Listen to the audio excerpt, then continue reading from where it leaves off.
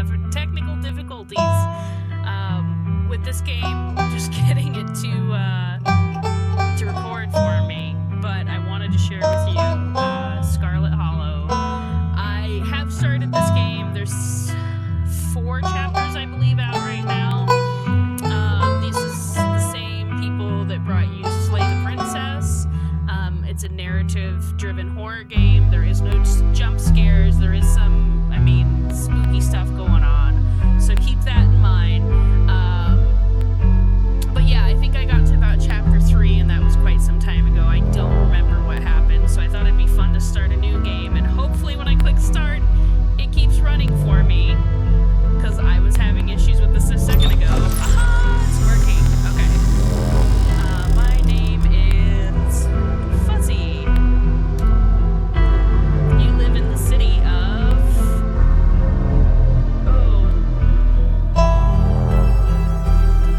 Underhill.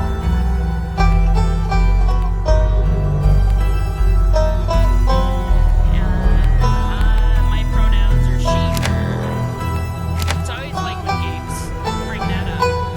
So, when I played before, I played as mystical and talked to animals. Sorry, I'm going to turn my sound down just a little bit. I don't know how loud it is for you guys, but goodness. Okay. Couldn't hear myself think. So I played mystical, thinking it would be really important to the story, but it didn't seem to be. And I played talk to animals, and actually talk to animals was pretty helpful. So I'm going to take that. People will hear you talking to the animals and think you're batshit. So, tough as nails, posing presence, a mean right hook, street smart, good at lying, hard to lie to, fast talker, can read people and read the room, that can be helpful, keen eye, observant, and empathetic, book smart, well read and rational, possess the wealth and esoteric knowledge, or just hot. I think I am gonna keep talk to animals because that was helpful. And key eye. Mystical just was like, oh, there's spooky stuff happening, and I was like, maybe in chapter 4 and so on, but in the chapters I played, it didn't seem helpful. Maybe it was the paths I took. This game will have a significant amount of paths that you can go, so let's go ahead and start. You jolt awake as the bus hits a particularly nasty bump. You feel as if you've just managed to start drifting off, and here you are, awake again, and still exhausted. For a moment, you're hazy on the details of where exactly here is, confusing this bus with many others that came before it. But as your mind continues to reassert its existence in the waking world, the past few days come back into focus. The long-lost cousin, the bad news, the 26 hours of bus rides with countless late-night stops in seedy depots that would have felt unsafe even in the middle of the day. You wouldn't normally find yourself traveling like this, but your cousin bought the tickets. Thanks, cuz. The funeral of Pearl and Scarlet, your cousin's mother, and your aunt. They seemed like something you shouldn't ignore, considering your own late mother's rocky relationship with this side of the family. Fortunately, the end of your long journey is in sight. You're almost in Scarlet Hollow. So anyway, I was saying, oh no, he's still here. He's been sitting next to you for the past 5 hours, talking at you without pause. You're not sure he's even stopped when you started to doze off. At first you thought he was just being friendly, but that was several hours of one-sided conversation ago. I feel like that's the person, always get that one person on the airplane, you know? I've gotten that person before, and they had to show me all these pictures on their phone. I was up in Maryland looking for work, but mostly messing around because I was a dumb teen. Me and my buddies were doing our usual prank stuff, you know, pushing joggers into the harbor, that sort of thing. Just the usual, pushing joggers into the harbor.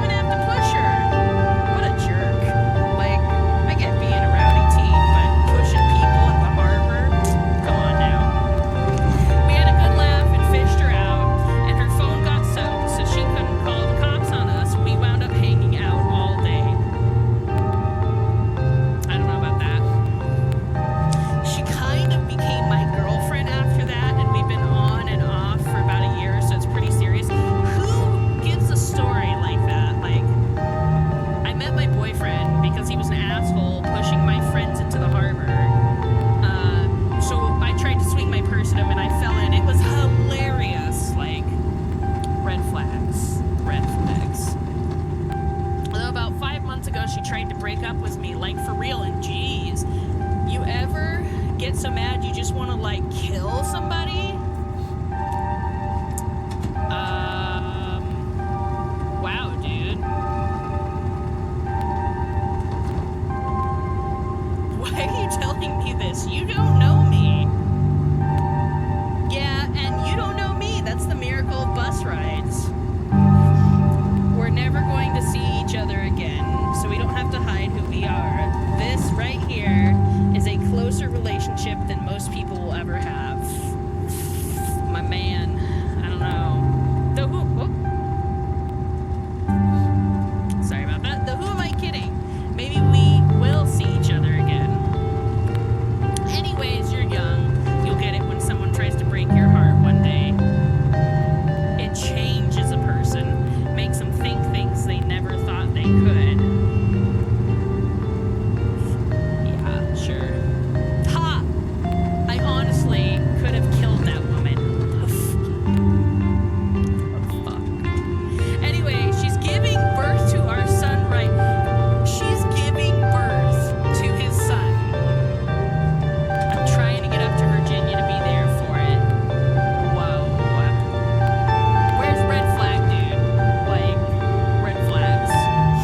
But I don't know if I'm, like, into that stuff, so I might just wind up on a bus to New York or something instead. I've always wanted to go there. What an asshole. Oh, man.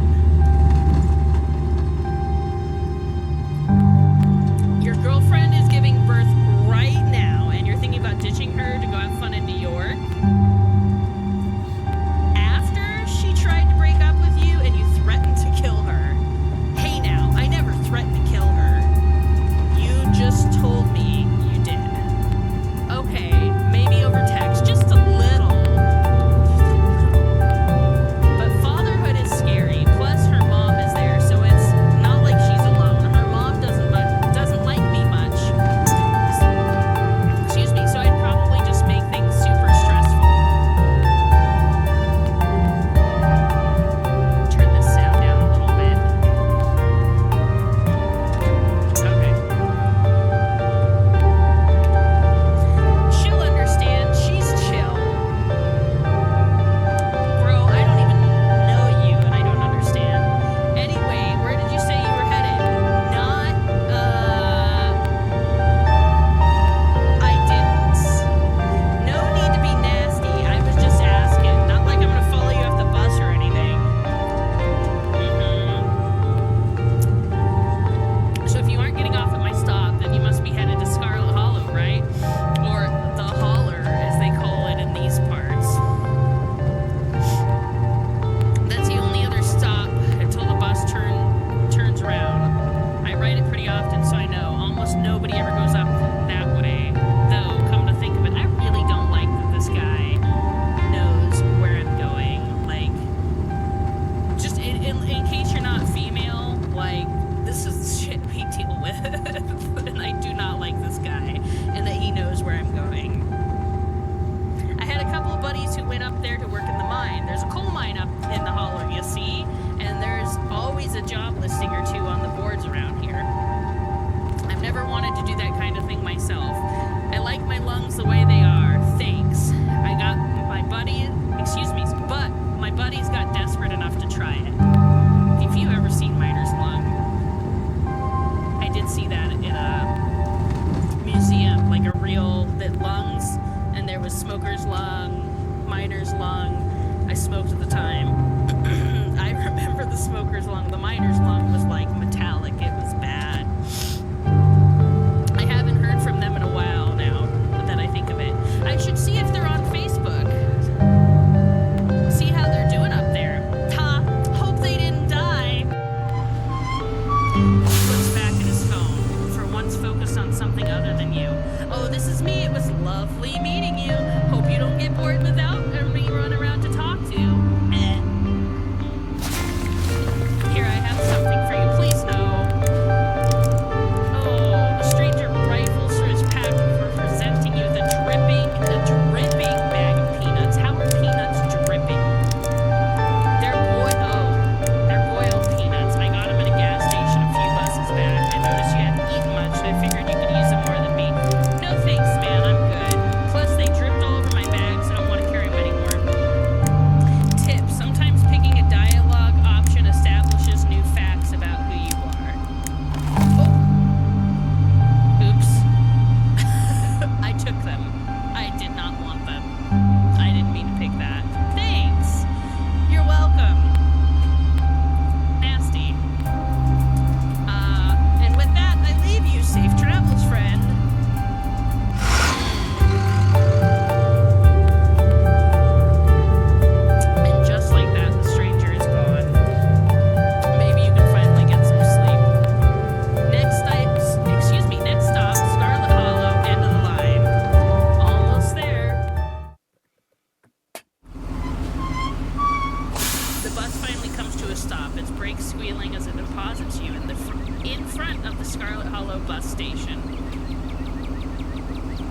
schedule. Arrives Monday at 11. Departs Monday at 11:01. Wow, what a schedule. The sign at least reads bus station, but calling it that feels disingenuous. At best, it's a kiosk, though for a small town like this, you're amazed that there's much of a road, let alone a bus that drives on it every week. The driver quickly shuts the doors behind you and starts the engine, kicking up dust clouds as he pulls away, eager to leave you and this place behind.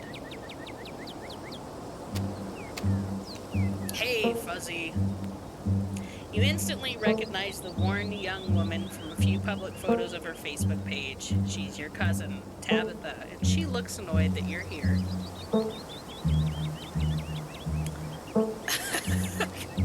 That would start out great. Just give her the boiled peanuts. Hey, Tabitha. Come on, let's get back to the estate. I don't want to spend any more time down here than I have to. Your cousin turns and motions to an old BMW parked near the bus kiosk. You follow her, clambering into the dusty relic.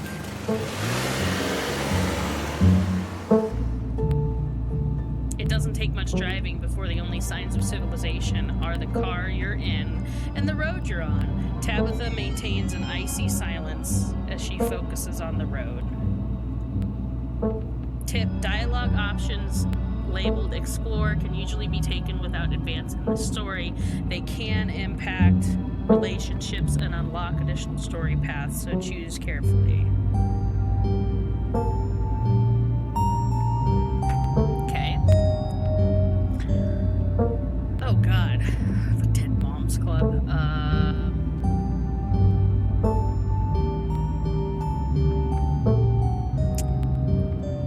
I can't believe we've never actually met before this. You have your mom to thank for that, or had, I guess. Look, I don't know what my mom did to piss off this side of the family, and I know that you're going through a lot right now, but that comment was unnecessary. There's bad blood between us.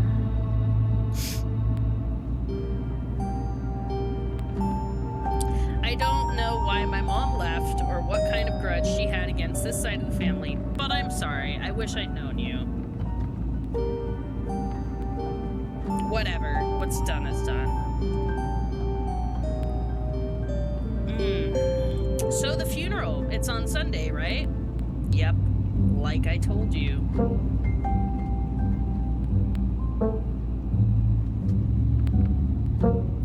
Well, since I'm here, do you need any help planning? I know this stuff isn't easy. It's actually been fine. Just needed a coffin and somebody to dig a hole.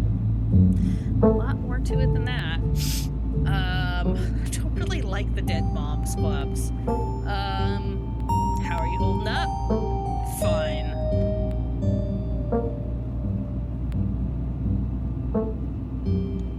Are you sure you seem tense? You know, you can talk to me, right? I went through something similar when my own mom passed. She tenses up even more at the mention of your mom before letting out a heavy sigh. Maybe it's a sore spot for her. You quickly apologize. I'm sorry, I know that probably is not what you're looking to hear. Right now. Look, I appreciate your concern, but I'm fine, really. I don't want to do the Dead Moms Club.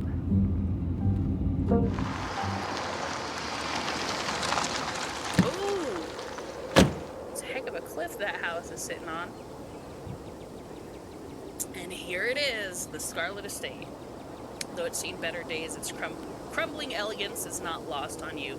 Someone used to cramped apartments in gray cities.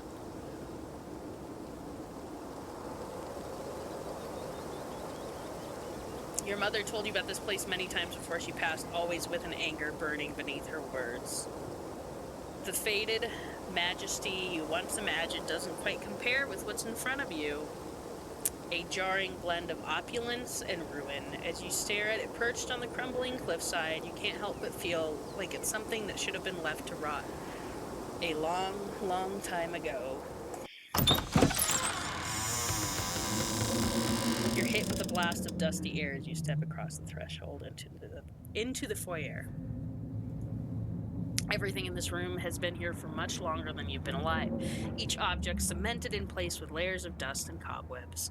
You can hear doors creak on their hinges and the ashes, aches, and moans of ancient floorboards as the house itself sways in the wind. Welcome to our family's humble estate.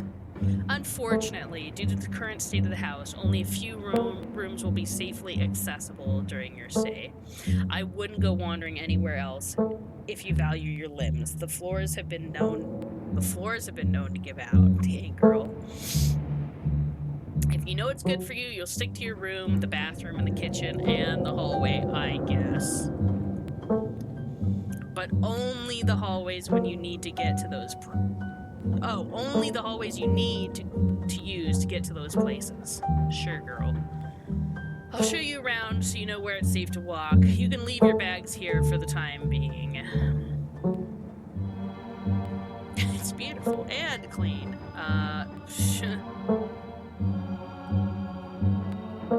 Cool, thanks. Let's just get this tour over with. Follow me. You put your bags down and follow Tabitha through a long, dusty hallway. She delicately steps over holes and tears in the floor, and you do your best to trace her steps. Kitchen. On Wednesdays, a woman from town comes in and does the cleaning. Her name is Janie. Hey, kitty cat. I wouldn't recommend socializing with her. She'll talk your ear off. If you need any food, there's fixings for peanut butter and jelly. Thanks. Don't touch my mac and cheese or my ice cream. Those are off limits. Alright, girl. And you can also access the garden through here, but it's pretty wild. I wouldn't try it if I were you. Tip, some explore options prevent you from taking others. Choose carefully. Oops. I'm sorry, someone cleans this place? Why do you ask? Not up to your sparkling city standards? Out here in the country, we know how to put up a little dirt and grime. Put up with a little dirt and grime. I need to figure out a different way to be clicking, because I'm clicking on stuff before I need to. Okay.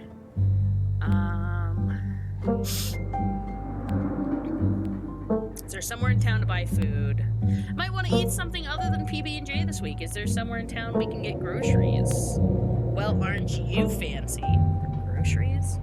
Yeah, there's a general store. There's also a diner. I usually order my food in bulk online, though, so I won't be going with you.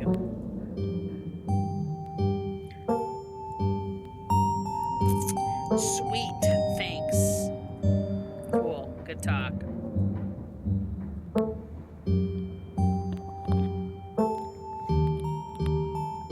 I do love PB&J. Awesome. I love PB&J. How do you know it was one of my favorites? That smile can't be real. Oh, God. I didn't, but good for you. I won't bother her about her ice cream. What's next? What's next on the tour? The bathroom. Follow me. Great, it's been hours since I've gone. As the two of you leave the kitchen, you pass by a tuxedo cat sitting on the countertop. Talk to her. Don't try to pet Frou Frou. If she wants to be pet, she'll let you know. Oh, I don't speak French.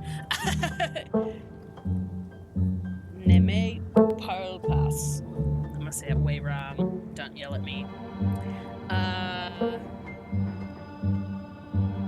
Okay, but can I pet you? Ugh, another filthy American sticking their business where it doesn't belong. No, you may not pet me. I would sooner smear myself with sewage than be touched by your filthy ape hands. Wow. Ugh, stop wasting my time. Let's finish the tour. What a cat. Very much a kitty cat. You once again follow Tabitha through the long, dusty hallway. Maybe after a few nights, it'll get easier to navigate these spaces, but for the time being, you feel lucky to have not fallen through the floors. Guest bathroom. It's a bathroom. I'll wait outside. Do what you must if you must. Wait outside for me. Oh my. It's a wretched bathroom. Piles of junk sit untouched in the corners of the room, and mystery stains paint the floor. Oh.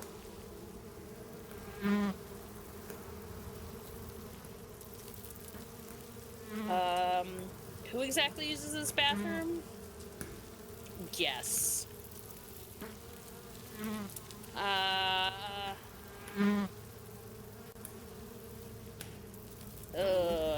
Are you sure the toilet works? Yes, why wouldn't it? The water bill gets paid, therefore the toilet works. Now do your business so we can move on. I'm not sure how that works, lady. But it's so crusty. Oh. Just quiet. Oh. Never mind, I don't need to go. That's gross. You know, on second thought, I don't need to go. You might as well try since we're here. What am I, a toddler? Is there another bathroom I could use? There's my bathroom and my departed mother's, but this one is the guest bathroom, so you should get used to using it. Oh.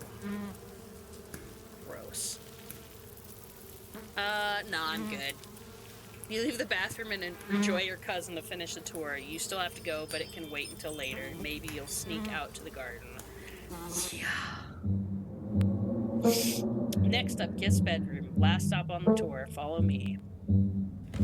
You and Tabitha briefly return to the foyer before climbing the stairs and reaching the guest room. This is where you'll be staying. The linens are fresh. I had Janie wash them last week. I had to endure a half-hour rant about her kid to get her to do it. You better be grateful. Wow. Over some clean sheets. Goodness. The closet is full of old family stuff, so you can't hang your clothes up, but you can use the dresser. It should be empty.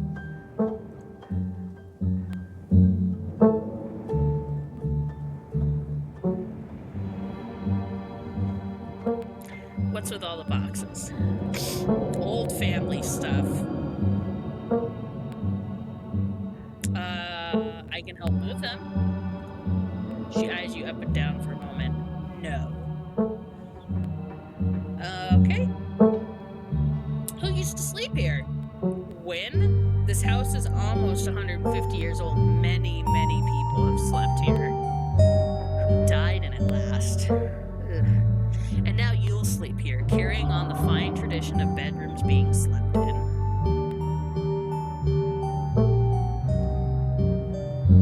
Oh gosh. I guess I'll start to get settled. Follow me, I'll take you back to the foyer so you can collect your belongings. Why couldn't we just take them with us? This concludes our tour. I'm afraid I must return to my duties, so you'll have to entertain yourself for the rest of the day. Don't expect to see much of me. Tip, some dialogue options will open additional conversation paths, some right away, some others down the line. Okay, so let's not accidentally click one.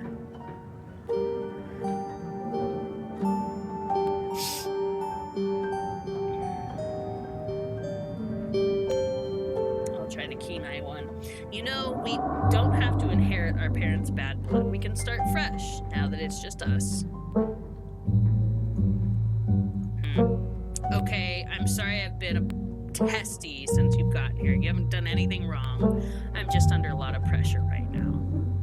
Please, just stay out of my hair until later, okay? I have work to do.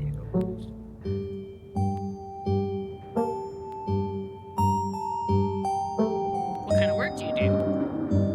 I run the coal mine, same as every Scarlet who came before me. Except for you and your mom. It requires a lot of time and concentration, so I'd appreciate it if you didn't keep me for long.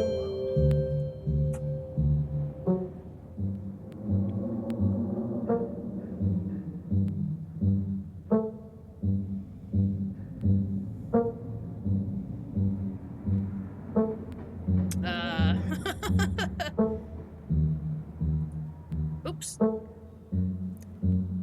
Can I come watch? What? No, the mine is dangerous. I can't babysit you and do my job. Oh, hi!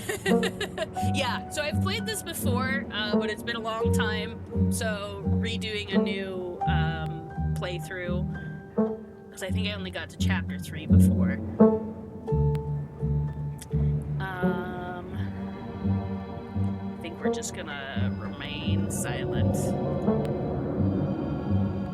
Whatever your thoughts may be on Tabitha's work situation, you decide it's best to keep them to yourself.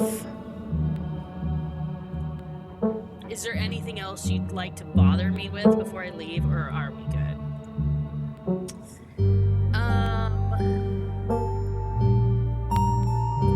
What am I supposed to do while you're gone? Oh, good to know. Yeah, I don't... It is kind of nice that I don't remember what happened, because I can just start fresh, but I remember chapter 3 being really good, so I'm pretty excited to do a playthrough and get to chapter 4, and then when the new ones eventually come out, so... There's a very demanding job I should be getting back to right now that doesn't include figuring out activities for you to occupy your time with. Yeah, exactly. I picked different traits this time. Well, I picked speak to animals still, because I actually found that one helpful before. But I played Mystic before, and it wasn't really helpful, at least for the parts I was in, so I picked Kenai, I think? Yeah.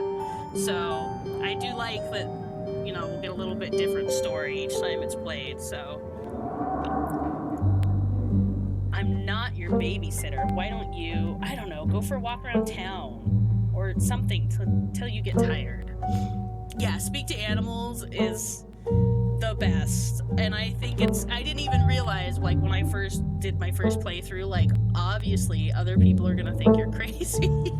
So I just kind of rolled with it for a little while and let them think I was crazy until it was getting too far. And then I was like, no, I'm not. I think it was the dog. I'm like, I'm not talking to the dog. No, not at all. There are historic buildings to look at. I'm sure you'll have a great time.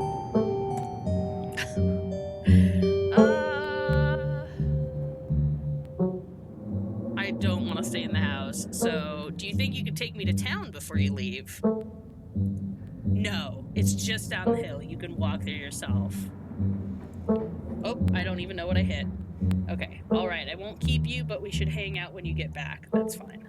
We'll see, there's a lot that needs to get done this week. Your cousin leaves through the front door. And now it's just you and this sprawling, decrepit estate.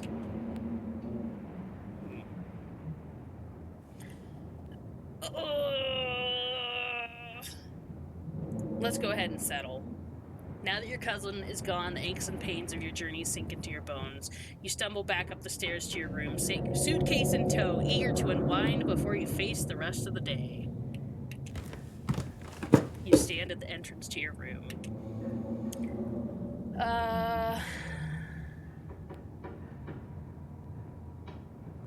Put your spare clothes in the dresser. Oh, hello, friend. You drag your suitcase over to the dresser and open the bottom drawer. A possum lurks within. It is quiet but angry. Afraid. Oh, I don't know what Oh, what's your name, little guy? I'm Fuzzy. Dustin.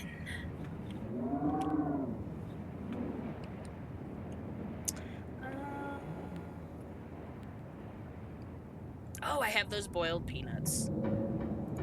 You hold out your still dripping bag of boiled peanuts. Afraid. Death comes for Dustin. Oh, poor Dustin. I didn't even mean to get the peanuts. I accidentally clicked on it. Oh well. You close the drawer. You might as well leave Dustin be. Poor Dustin. You open the top drawer next. It's empty. It's good of a place. As good a place you'll find to put your clothes. Poor Dustin. I know he doesn't want the peanuts either. I was scared of the guy giving them to me. I didn't want them. Based on the state of the house, you wonder if if you'd been better off keeping your clothes in your nice clean bag, but there's no going back now. Truth.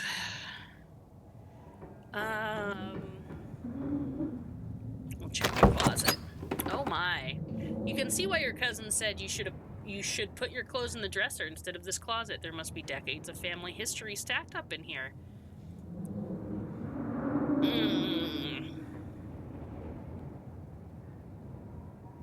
We'll pick it up. Of course you're sharing a room with a creepy doll. You pick it up to examine it more closely. Its foot reads, "Property of Alexandra. No need to carry this around with you." Nope. No need.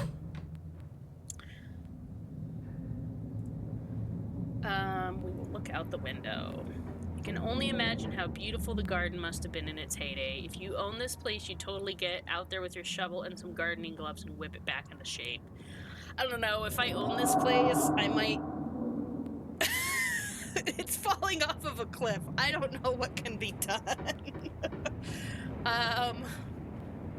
You go out there and pull weeds, chop trees, carve topiaries, and do whatever you need to return it to its former glory. And once it was all done, you'd sit by the fountain, which, of course, would have a little goldfish in it, and drink a floral tea while enjoying the bird song.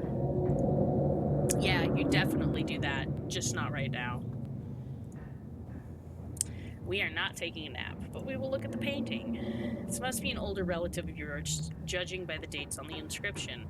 You've never heard of her, but you'd barely heard anything about your aunt and cousin until a week ago, so that's not really a surprise. Maybe you could ask Tabitha about this Mary Belle Scarlet the next time you see her. That is, if she's actually in the mood for conversation. I don't think she will be, but that's enough of that.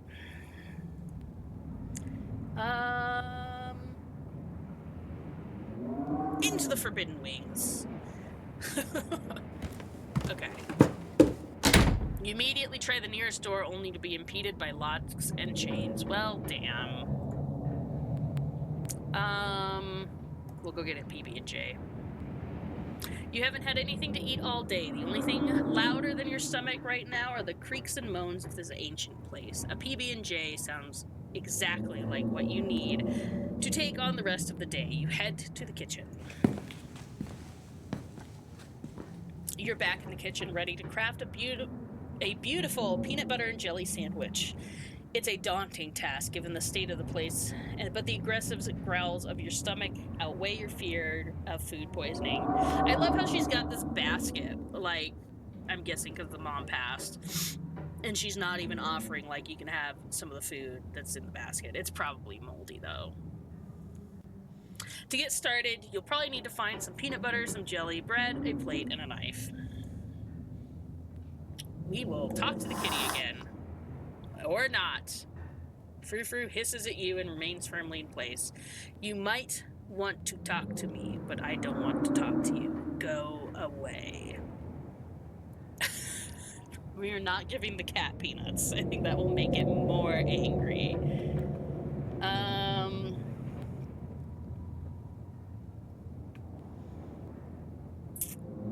Do you like living here?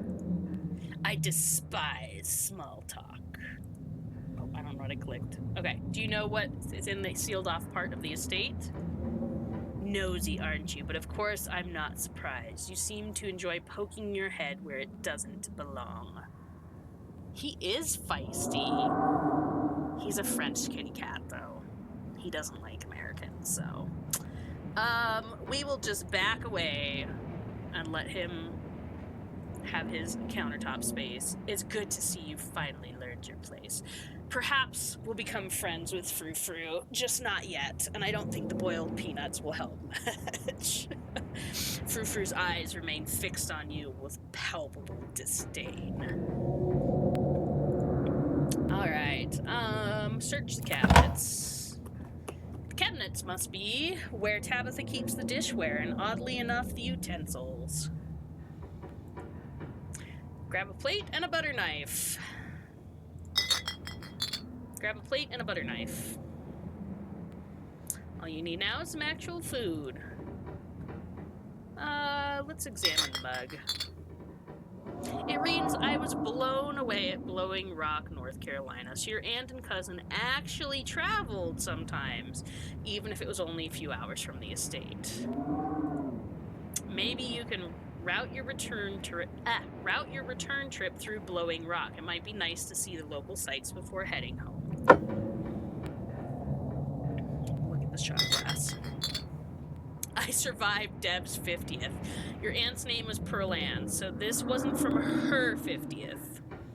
From the few stories you've heard about your mom, Pearl Ann wasn't the type to have kitschy friends who gave out theme shot glasses at their birthday parties.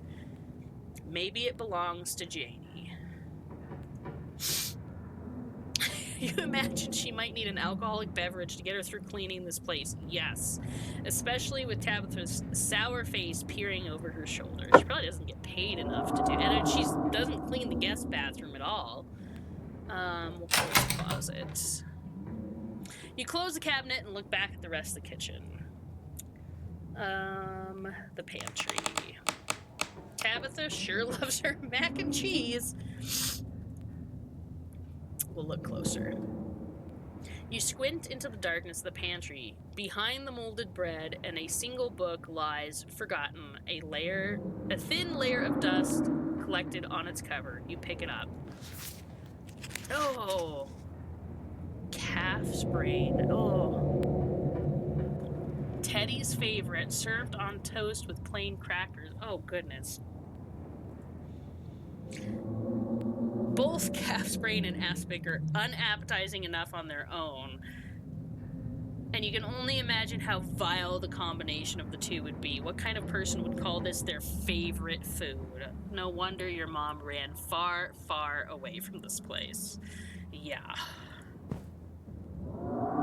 You shut the book and put it back in its place. You know, there's some crazy old cookbooks, though, like, I have a family heirloom cookbook. I think my mom's got it. That's got like a recipe for skunk in it. Like, ugh. Oh, no. Okay, take the bread. You pick up one of the non-moldy loaves of bread. Great. One step closer to a satisfying snack. Yeah, thanks, Mom. All you need now is some jelly and peanut butter. Take the peanut butter. The king of nut butters, and only 3% of each jar is mashed up. Oh, God. Mashed up cockroaches. Oh. Gross. Ugh. And now you need some jelly. We'll just examine the mac and cheese. You pick up a box of Tabitha's mac and cheese. You can't say you've ever heard the brand before. Kraft. Never heard of it. Never heard. Oh. No, I'm not gonna put the dead mouse in. Oh. We're gonna just put it back. Stay away from the mac and cheese was one of your cousin's hard rules, and she already seems to not like you. I am not a big fan of mac and cheese anyway, unless it's homemade, so it can go back. You put the box back where you found it, reluctant to make things worse than they already are. Close the pantry. You close the pantry door as best you can and turn back to the rest of the kitchen. The fridge for the jelly. As you approach the fridge, your eyes catch a note taped to the door reading, "Janie, stay out," in all caps. Wow. Below it, in separate handwriting, are the words, "Okie dokie." You open the fridge. You already feel a deep urge to wash your hands, even though you have yet to touch anything other than the handle. Ew. Oh. No, I don't want to examine the takeout or the mayonnaise. I don't want to check anything in the fridge. We'll take the jelly. You reach for one of the unopened jars of grape jelly, carefully checking its expiration date. You breathe a sigh of relief when you realize it's recent. So does that mean it expired recently? This was either purchased... Oh, no, it didn't expire. Okay, purchased specifically for you, or jelly is one of those few things in the kitchen Tabitha actually uses. That is the last ingredient you need to make your PB&J. Time to close the fridge and get to work. We are not going to... gonna leave her ice cream alone, and I don't want to check the other things in the fridge. I'm scared. You return to the kitchen, closing the fridge behind you. We'll make that PB&J. Despite the state of this horrendous kitchen, you've successfully combined your 3 ingredients to make a peanut butter and jelly sandwich. Congratulations. You have fed yourself. Yay. 1 adult task done. A job well done. All that hassle, and it took you less than a minute to eat. The rest of the day lies in front of you. Let's check out the garden. The garden was reclaimed by the wilderness long ago. It might not be very safe, but who's to stop you from venturing deeper? Why not? You wander further into the garden. It's quiet out here. Oh, that's it. Okay. Return. You head back inside and close the door behind you. We are done in the kitchen. Congratulations. You've eaten and have a full day ahead of you. What do you want to do next? Probably go into town. There's not much left for you to do here other than head out and explore the town. You do just that.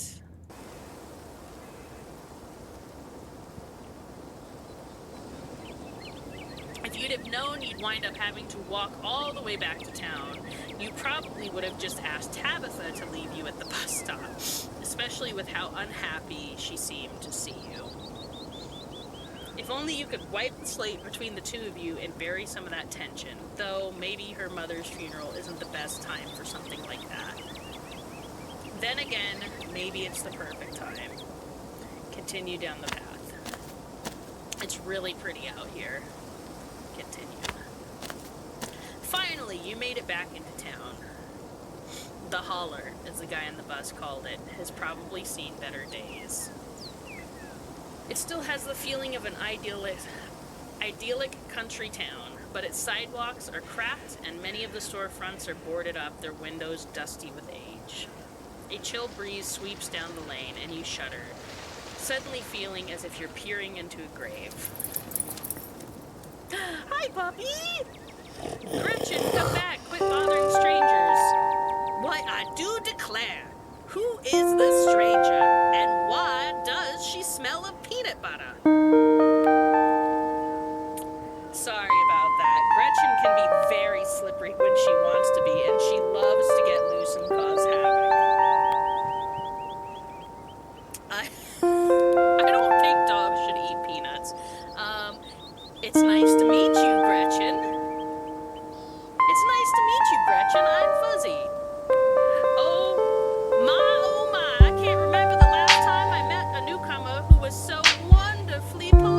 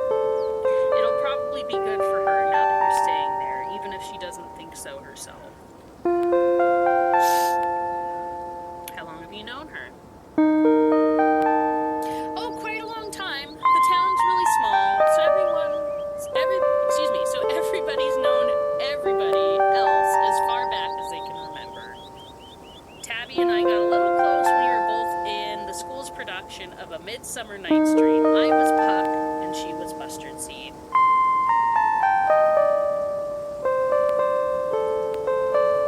As you might have expected, she was more than a little prickly, but I managed to soften her up a bit in the end. But then she graduated, and that was that. I haven't seen that girl or cat since I was middle-aged. Fruit is pretty horrible. Oh, before it slips my mind, if you're staying up there in that spooky old mansion, you must have met Frou. How does that monster fare?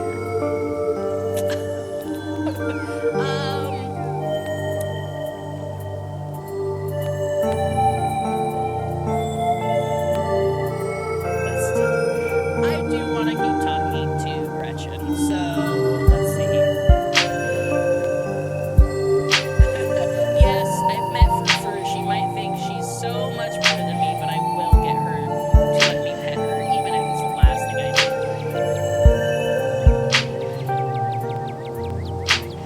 Wait, what? Are you messing with me? You can't actually talk to my dog, right? Ha! Yeah, it's a joke. I can't talk to animals. Yeah, of course. That'd be ridiculous. You would still maintain a silent, awkward eye contact. Well, next time you see that devil, please send my regards. And do let her know that not only do I still draw breath, but that I very much plan to outlive her. Oh, and if you go to town, if you just got to town, you must be starving. I just had a PB&J. I was just on my way to the diner for a coffee, and they've got amazing biscuits. What a treat.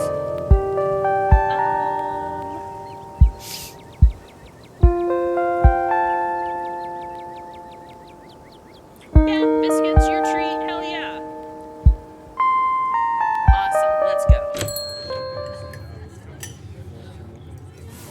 The pleasant aroma of greasy breakfast food hangs heavy in the diner. In contrast with the empty, lifeless atmosphere of the family estate, the diner is filled with the comforting din of human life. All of which grinds to a sudden halt as the patrons realize that a stranger has entered the establishment. Awkward. Quietly slide into the nearest booth. You slide into the nearest booth pretending that you didn't just notice everyone in the diner gawking at you like they'd just seen Bigfoot. No need to be so shy. They don't meet many strangers. It's kind of a big deal when someone new wanders into town. Especially since, well, they probably all know what you're here for, and by extension, who you're related to. Even if you don't know anybody, it's not easy keeping secrets in a town this size. As you settle into the booth, you can't help but pick up some of the murmurs of conversation around you. We will eavesdrop. Stella turns to Gretchen while you take a quick look around the diner. At the corner, two policemen and a woman you assume to be the owner shoot sidelong glances in your direction while whispering to each other. That must be Vivian's kid. Never thought we'd actually meet her. Looks so much like her. Oh yes, those eyes are unmistakable. That haunted look. I always thought it'd go away when she finally got out of this town, but I guess unhappiness was baked into her DNA. Dang. A young mother and her syrup-stained child sit at the table across from you. Mommy, who's that? Don't stare, Tulip. That must be Miss Tabitha's cousin. Oh, so that's why she looks so sad? I would look sad, too, if I had to have Miss Tabitha as a cousin. Do you think Tabitha's cousin is mean, too? I don't know. I'll find out next time I go visit Miss Tabitha. Are you gonna finish your pancakes? They're almost cold, Sweet Pea, and we gotta get home to help Daddy. And the far back corner sits a man alone at a small table, sipping coffee and reading a paper. Why are strangers who wander into town never gorgeous blonde ladies of an appropriate age? Ew. Gross. Why is it always coal boys, punks, and whippersnappers? Lastly, a group of coal miners sit hunched around the corner booth, readily scarfing down heaping plates of food. What do you think? Another young'un looking for mine work? No way. Clearly don't got the stomach for it. That's gotta be the boss's cousin. There's that funeral this week, if I'm remembering right, for old Miss Perlan. May she rot in peace. Oh, let the lady rest, Sax. One should never speak ill of the dead, no matter how foul they were, especially before they've been so much as laid to rest. Oh, that sentence was hard for me. If you'd been around her in her heyday, you'd be speaking ill too, Rodriguez. He's right. Nastiest woman I ever met. That Tabitha is a blessing compared to her. Wow. That's saying something. Curse the whole lot of them. May every Scarlet burn in hell. That's enough of that. Hey, Stella, I went ahead and fixed you up a coffee. They quietly place a cup of coffee in front of Stella. And here's some bacon for the little lady. For me? For me? Gretchen sniffs the bacon and digs in. Tip, you can hit the H button on the keyboard to hide the text box. Oh, I think because it's kind of rough, that's what I'm saying. And for you, the name's Avery. I'll be taking care of you today. Not giving them my boiled peanuts.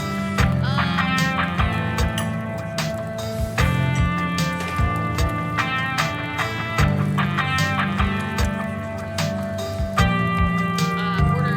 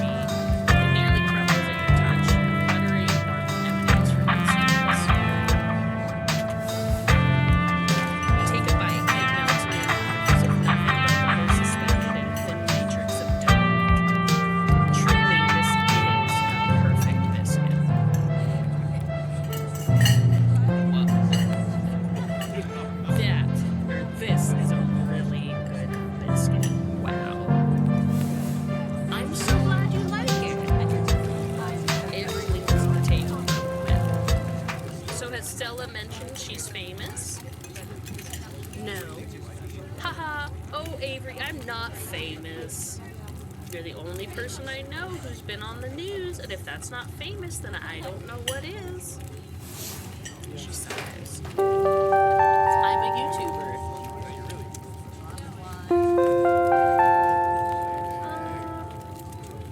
Wow, that's rad. I've never met a YouTuber before. I'd love to check out your channel at some point. Oh, thanks. It's nothing much. It pays the bills, but it's mostly a passion project, you know? She's selling herself short, Fuzzy. Her stuff is amazing. She hunts cryptids. I think the best video to start with would be the river one. You know, the controversial one. Oh, yeah. The Catawba River Runner. Let's say that wrong. I didn't expect much out of the footage at that time, but it really wound up doing the numbers. So the river runner is a cryptid that's only known from a single sighting. Two Boy Scouts thought they saw something big and weird at the Catawba. River. Catawba.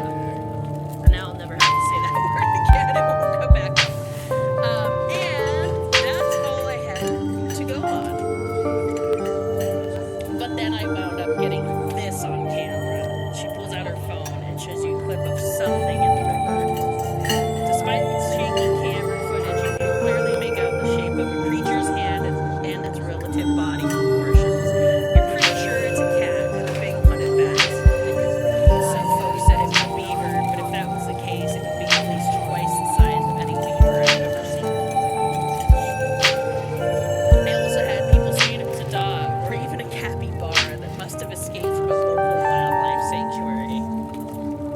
It was a mountain lion, and I could smell its stink. Oh, Gretchen. I could smell its stink from miles away.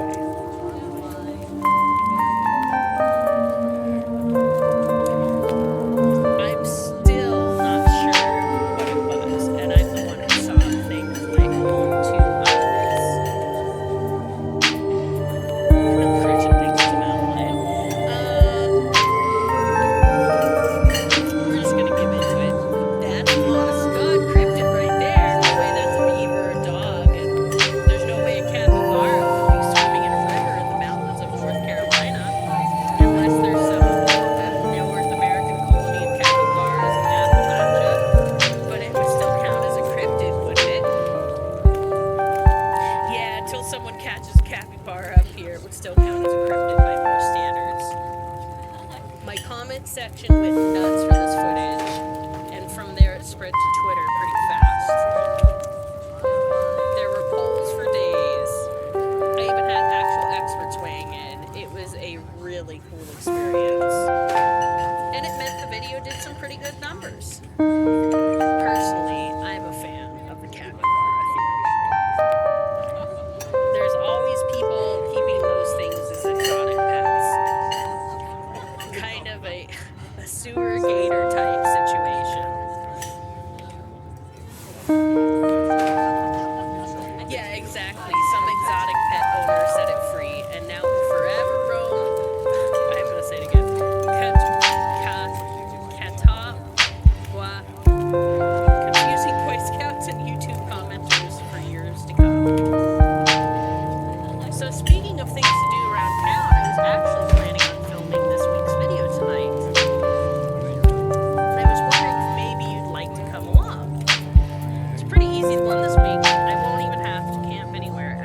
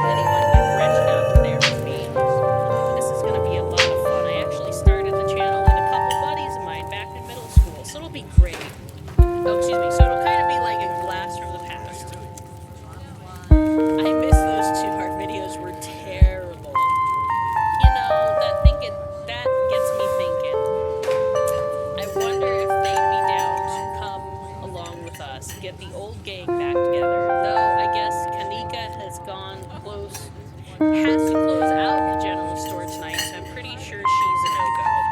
But Reese, I think there's a decent chance we could get him to come out of his cave if he's up for it. Do you mind if I make a quick call? Pulls out her phone and dials it, waiting while it rings.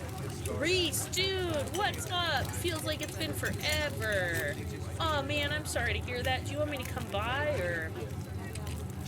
Okay, if you're really sure, but if you change your mind... Oh, I was just calling to ask if you wanted to come out to the woods tonight. I met somebody cool in town today. She's Tabitha's cousin. I know, yeah, just here for the week. Anyway, we're going out to look for Skunk Ape. We could take the easier trails if that would help. Dang, man, that sounds awful. I hope you take it easy. I'll swing by sometime this week and we can have a more low-key hang. How's that? Haha, yeah, I'll bring her. Talk to you soon. Bye, bud. Reese, there's always been something off about that boy. I never did like... Oh, it's Gretchen. Reese, there's always been something off about that boy. I never did like the smell of him. Looks like it's just you and me, pal.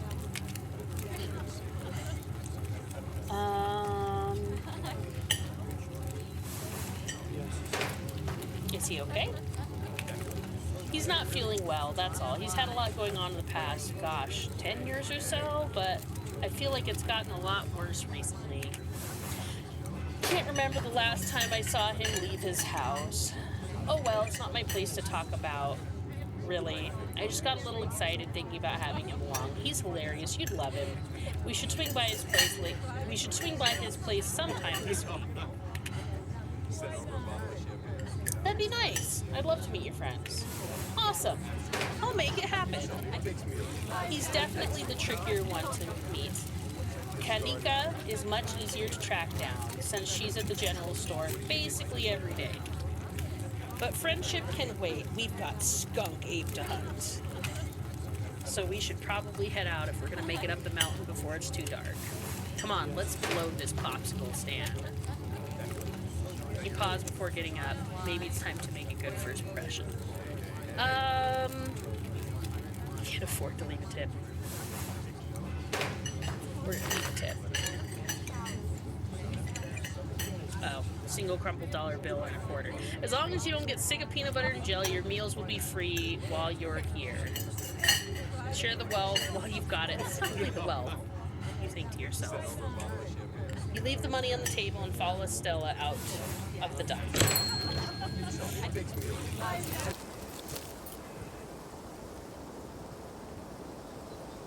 It hadn't been very cold when you first arrived in town, but as the sun dips closer and closer to the horizon, a chill descends upon the hollow, and you see your situation with renewed clarity. Yeah, like this house, I don't think there's much saving it on that cliff, man. I don't know. You're in a new place, far from civilization, and the people you know, following someone you just met into a dark forest in search of monsters. You feel strangely calm. The setting sun paints the beautiful colors of the sky. Fresh air fills your lungs, and the pleasant songs of crickets trill around you as the night descends. This is where you're supposed to be, with Stella by your side, and a sweet smile on her face, and Gretchen plodding along in front without a care in the world. Gotta love this brisk fall weather. This past summer was the hottest on record, since last year at least. You know how it is these days. Every summer is the hottest yet until next summer, which always finds a way to be so much worse. It's just nice to feel a chill in the air and see the leaves change, like normalcy is restored, if only for a moment. Sorry if that was a bit of a bummer. We should talk about something more fun, like skunk apes.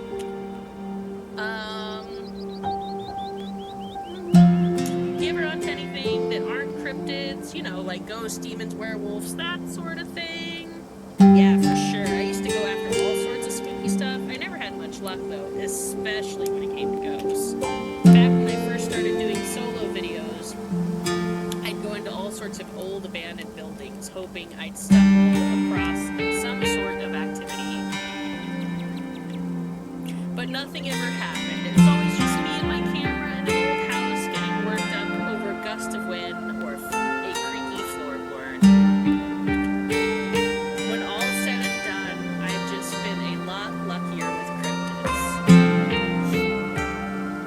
I want to believe in ghosts so bad. I can't rule out the possibility that there are true hauntings out there. But if there are, I sure as heck haven't seen any myself.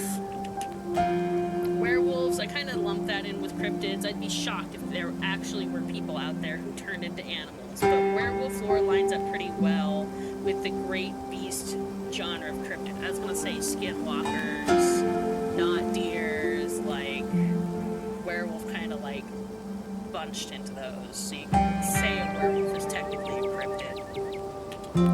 As for demons, I don't know. I honestly don't even want to consider the possibility that they exist. Because if they really are out there, a lot of folks are doomed to an eternity of flames.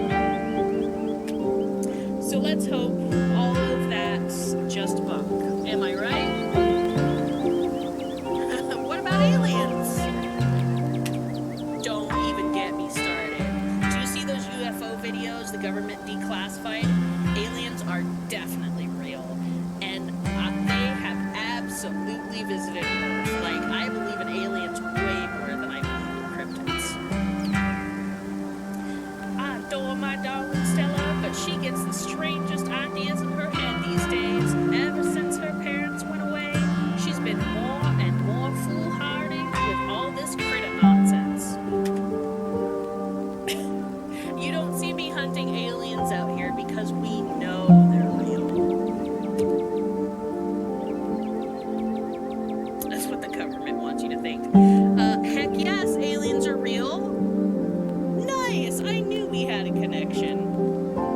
I know somebody who knows somebody who heard a story from this trucker in Fayetteville.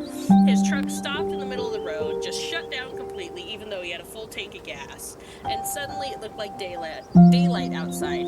He could see cows out in the fields, birds in the sky, and then this metallic, like, egg thing appeared floating in front of his truck. He passed out, and when he woke up, he was missing one of his pinkies. Oh my gosh. It was like it had never even been there. It was just smooth skin where the pinky should be. Oh my gosh. Like, I've heard some stories about people passing out and not remembering things, but not losing body parts. Like, I know it's just a secondhand story, but there's plenty more like it. And if they are true, maybe it was just sleep paralysis. Could have been the government. You shrug. Could have been the government. It's not like they don't have a history of conducting weird experiments on people. Sure, the government does messed up stuff on the daily, but the way I see it, I have about as much control over what they do as I would over extraterrestrial beings. Very true. So if I have no control over these things, I might as well choose to think it's been aliens all this time ago and let a little joy into my heart, you know. True. Besides, it's not like it matters which of us is right, or if either of us is right at all. I'll die one day and so will you, and eventually there'll be no one left who remembers us or what we did in our lifetimes. Damn, you've disarmed me with your nihilism. And now I feel an empty pit in my soul at the thought of the vastness of time. Ah, don't worry, isn't there some comfort in the inherent meaningless of our actions? Goodness, girl.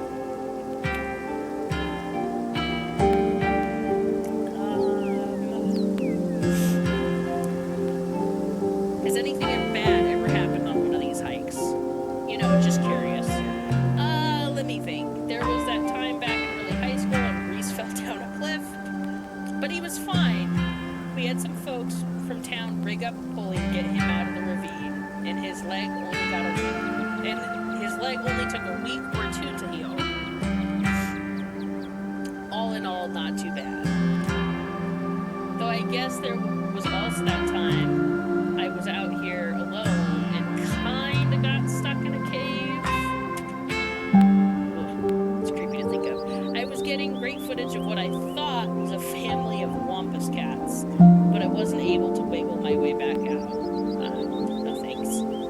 turns out the Wampus cats were actually skunks who very much did not appreciate me blocking the entrance to their hidey hole. And instead of running for help, Gretchen just sat outside, bored to tears. Lassie, she is not. I object to that accusation. I made sure to give those nasty little skunks a piece of my mind. That's what I did, and I kept Stella company, just as she would for me if I decided to hide in the hole for hours. And it took an hour to get loose, which was pretty intense. But a few tomato juice baths later, I was right as rain, so it could have been a lot worse. Yeah. Oh, and there was this time I accidentally stumbled onto old Duke's property and nearly got my head shut off. Wow. But it happens to everybody sooner or later. I barely counted. Goodness. So yeah, these hikes aren't all that dangerous, all things considered. I'm sorry, did you say almost got shot? Are you sure it's safe out here? You know, I'm a little surprised to see you getting cold feet. I know we just met, but I had you pegged as pretty adventurous. I really wouldn't worry about Duke, though. He might be a little jumpy, but he means well, and these trails are ways off from his farm. Duke is a sweetheart, Fuzzy. You don't need to concern yourself about him. And if it makes you feel any better, I've been out on the trails with him before. The man sounds like a truck crashing through the woods when he walks. We'll hear him long before he sees us. And the wildlife isn't anything to be afraid of either. The worst I've seen up here is an occasional black bear, and even they scare easy. Sure, sometimes worrying can prepare you for something, but we're as prepared as can be. I even carry bear mace. And if you're prepared as you can be, why give in to your anxiety when you can have fun instead? Anyway, all this to say, we're good. Don't worry. Let's see. What's the weirdest thing you've seen out here other than cryptids? Oh gosh, that's a good one. Let me think. Well, there's always that deer I saw stealing baby birds out of a nest and eating them. Oh god, that was pretty messed up. Wasn't there like a viral video of a deer eating a mouse? Oh god, something. I remember that from like years back. Ugh, gross. But I think most people know about that these days. I've seen tons of videos of other deer doing it, so I'm not sure if it counts as weird anymore. I guess they gotta get their protein somewhere, but I think Bambi would be birds. Oh, Tetanus Lake. That's definitely the weirdest. It's a 5-foot deep, 30-foot wide pile of old cans and bottles and assorted garbage with grass and trees growing on it, so you could barely tell it was there until you stepped on it. Gross. It was practically solid ground with how much it had been compressed, but you could still fall through if you weren't careful, hence the name. Better be up on your shots if you want to mess around in there. It's all stuff from the 50s too, which is super neat. I salvaged a few bottles that I keep on my dressers as a little souvenir. Did you hear that? Oh, calm down, Gretchen, you old mutt. Oh, Duke, you rascal. Phew. Sorry for getting spooked, Duke. I thought you were some creature of darkness. Nah, girlie, just old Duke. And what the hell are you looking for out here? Scully. Sorry I asked. And who's this you've suckered into coming with ya? Wait a tick, aren't you? You aren't. Is that? Yup. I see. Welcome to the Hollow. I'll keep you in my prayers. Another stranger, another opportunity for a salty introduction. I didn't want the stupid peanuts to begin with. Peanuts. You once again remember the dripping bag of boiled peanuts you would have on your person and briefly consider offering them to Duke before realizing it would probably be more of an insult than anything else. Yes. You keep them hidden away. Stupid peanuts. Now both of you head on back to town. Yeah. It's best you steer well clear of this area tonight. I'm out dealing with my own critter. I won't be too appreciative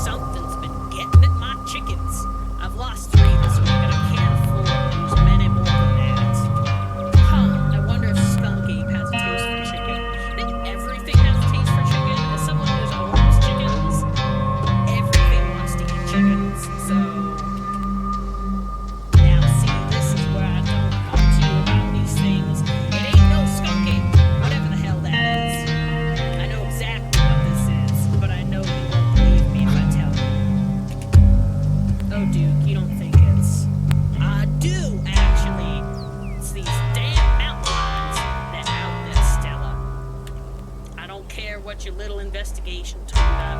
You haven't been out in these woods as long as I have. Those sons of bitches are sneaky. Of course you won't find any in one guy to track it. And I know for a fact that's what's been getting at my chickens. It couldn't have been anything else. I'm telling you, man, mountain lions are distinct to these parts. There hasn't been an actual sighting since the 1990s, and even those were iffy. So, as much as I love cryptids and believe in cryptids, she will believe in cryptids, but not that there could be a mountain lion in North Carolina. And those things are sneaky. I mean, they could go 35 years, however many years without seeing one. Mountain lions are sneaky. It's true, there are mountain lions out here, sure as sin. They pee on all the best trees. The best trees. I can't believe you go out there on your YouTube saying some river monster spotted by a couple of school-age Boy Scouts has been 100% confirmed, yet Appalachian cougars are some kind of far-fetched fancy made up by geezers like me. You made me look like a fool. I read those comments people were posting on your video. I'm sorry, dude. I didn't mean to sick anybody on you. I just don't think it's plausible. Believe those words when I compare it. A mountain lion walks out of his woods at dawn. And if you two don't want a face full of buckshot, I suggest you run home and stay out of the woods tonight.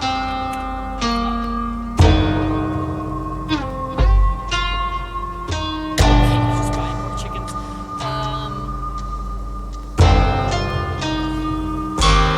Find a mountain lion and run after the chickens. Stand awkwardly as the two continue to argue. Duke, you're just wasting your time. Give us one night out here to see what we can find. I'm sure we can move on to this. Yeah, right. You'll get some shaky footage of a raccoon and claim it's a heretofore unknown creature that has heat ray vision or some such nonsense. You know what I'm looking for. There's no way I'm backing down. But I got a film tonight. This video needs to be out by tomorrow evening so that I can keep on schedule. If I miss an update, I might lose my new sponsor. Who knows what that'll mean for my career. You ain't the only one on a schedule. As you well know, my boy Bo and me are headed down to the state fair to show off Big Betty. We'll be gone there a whole week, so our chicken coop might as well have a big all-you-can-eat sign on it. You know how I feel about my chickens. I can't take it if I lose any more of my poor little ladies. This is just too much pressure.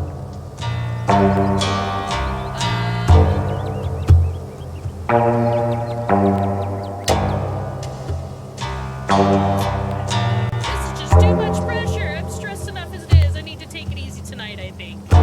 You turn away before you rest to stop you and retreat. And begin the trip back to town. I still wanted to go look for the cryptid. It didn't seem like there was...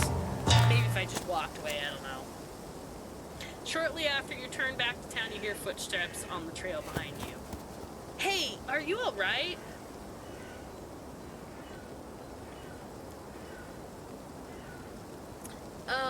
Yeah, I'm good, sorry. Trust me, we don't have anything to worry about from old Duke or his shotgun. I've gone out hunting with him before. The man sounds like a truck crashing through the woods when he walks, even though he startled us just a minute ago. Even if we do cross paths, I'll hear him long before he catches wind of us. The trail's just up this way. Let's go! Alright, this looks like a good shot. Mind holding the camera? She hands you the camera and takes position. Ahem, as night falls. My new assistant, the mysterious Fuzzy, and I find ourselves on a high hill in the Blue Ridge Mountains, where we'll begin our hunt for the elusive yet pungent skunk ape. Though mostly encountered in Florida, this possible relative of Bigfoot has been spotted all along the southeastern edge of the United States, including right in this very county. Here's hoping we get a glimpse tonight. We'll check back once we're on the trail. Until then, stay searching Stellars. Okay. Her subscribers. And keep digging, Gretches! I can take that camera off your hands for now. We'll be able to start the tracking scenes once the sun sets all the way.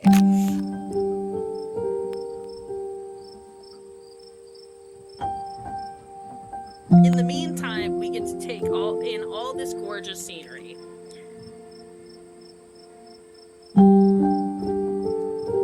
Quietly look into her eyes. It's breathtaking. And the air is so clean and fresh, I feel like I'm breathing for the first time. It is! I'm glad you came out here. Gretchen has no appreciation for beautiful mountain vistas, and it gets old saying wow into empty expanse every time I come out here. It's nice to have someone to say wow with. Your quiet moment with Stella is broken by a loud, percussive snort. Oh no, Skunk Ape has found us! Now it is we who are the hunted! Haha, I wish. That's just the sound deer make when they want to warn the rest of their herd about big scary predators like us. Let's check it out! Oh god, as long as it doesn't eat baby birds. As you and Stella hear the footsteps of animals retreating into the woods, she reaches for her flashlight. Can you hear the sweet whispers of new growth? Oh! A single deer remains behind, staring down the beam of light, while Gretchen whines and pulls at her harness. Oh goodness. The acorn becomes the oak, becomes the ridge rots. This swaddles the acorn. The cycle that is stretched is not the cycle that is broken.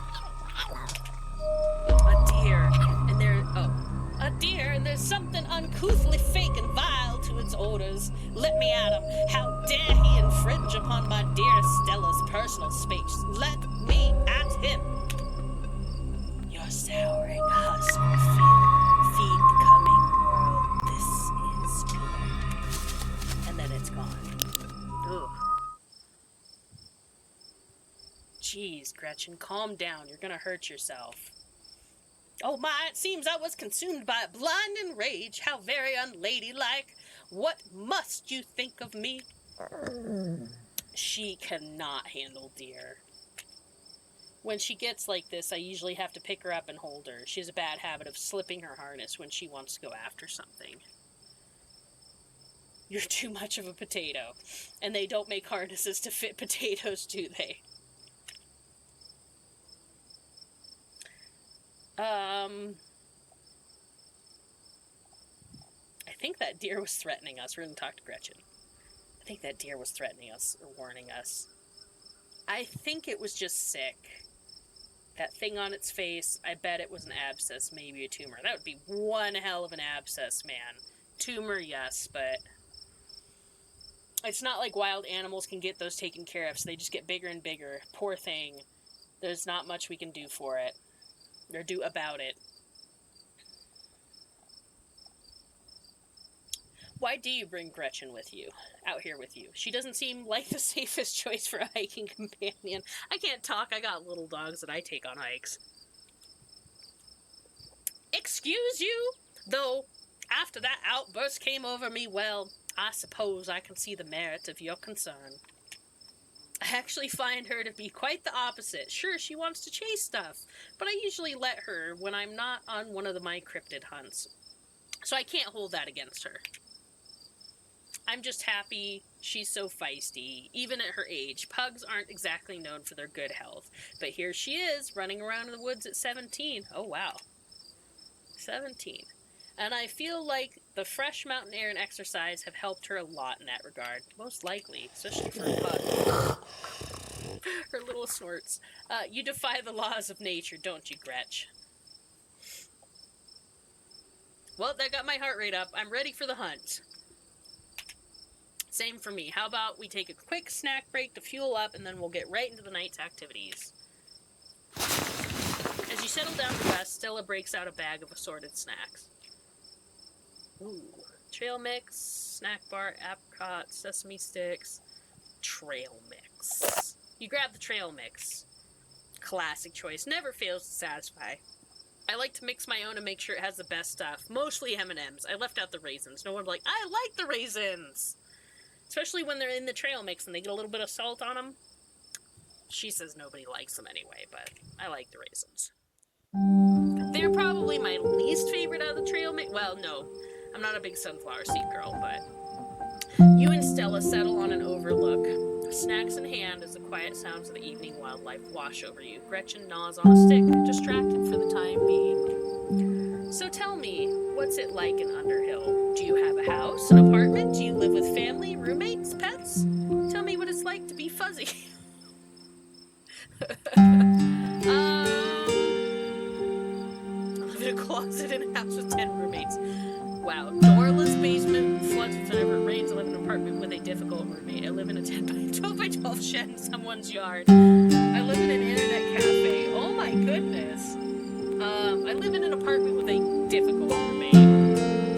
I didn't find this guy. An old roommate of mine had him move in, and then they left and just stuck him with me. He's not the worst roommate I've ever had, so I can't complain too much. The biggest issue is his complete lack of respect for any boundaries. He sleeps on the couch in the common area most nights. Oh, he's unclothed. Oh, he steals bites of my food, which he thinks he's being real sneaky about. But there's nothing sneaky about taking a huge bite of a freshly made sandwich when there are only two of us living there, even if I'm in the other room when it happens. Yeah, that sounds like a terrible, terrible roommate.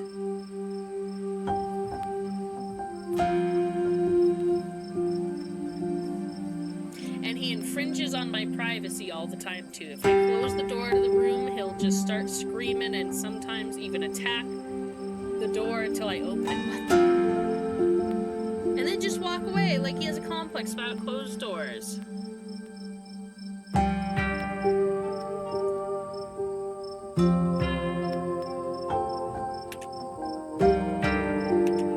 Which, of course, also means he doesn't close the door when he's doing his business. Ew. Almost like he wants me. This guy is a terrible roommate. Oh. And at least once a week he somehow misses and lives these big pee puddles, which I always wind up stepping in. Oh, gross. Ugh.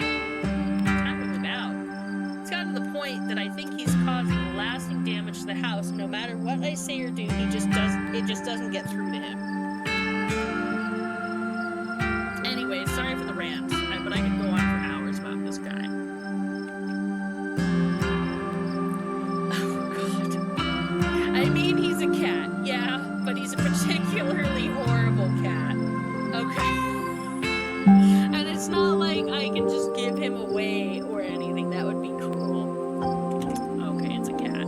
Wait, he's a cat? Like an animal? Yeah, his name is Truck. I'm terrified I won't get my security deposit back because of what he's done to the place. So what do you do for a living? I build ads, sell arts and crafts, associate of big law firm, streamer, student, teacher, service industry.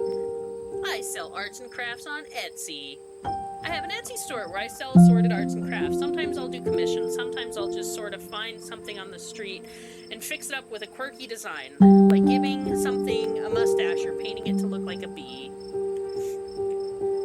Oh, so you're an artist and you upcycle. Nice. Oh, thanks. I really love what I do. Most people I meet tend to raise their eyebrows when I tell them what I do. But you know what? I love it. It might not be much, but it's empowering to feel like I'm taking control of my own destiny. Believe me, I can relate. I don't think I'd give up on what I do for anything.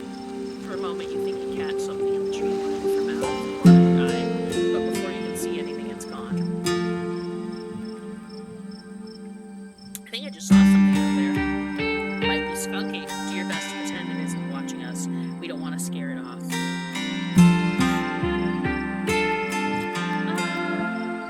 What about you? What's your story? Gretchen and I live in a little house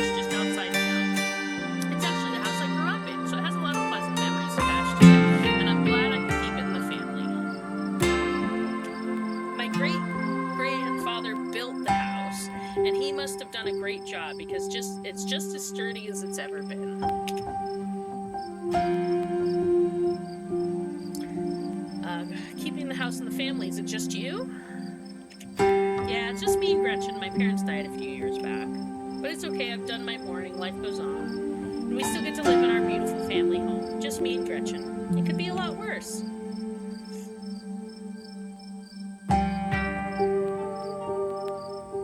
The Ted Lumps Club. That's so messed up. What were they like? Did you get along? They were amazing. Two of the nicest people I've ever met. Interesting, too. My dad was a bit of a regional legend among hunters and trappers. He was always out in the woods on the trail of something, and we certainly had some interesting dinners because of him. He had to just learn how to fend for himself since his family didn't have much growing up. He always made sure I had food and that I knew how to get it if I ever found myself too far from the grocery store. I could make us a pretty good salad with just what's in this clearing if I had to, though it wouldn't exactly taste great. My mom was a local vet, lady all the farms in the county knew to call if their animals were in need of something. Even the smallest mouse would have proper care in her hands. I'm sure she's most of the reason why Gretchen is here and one of the oldest dogs I've met. So yeah, those were my parents.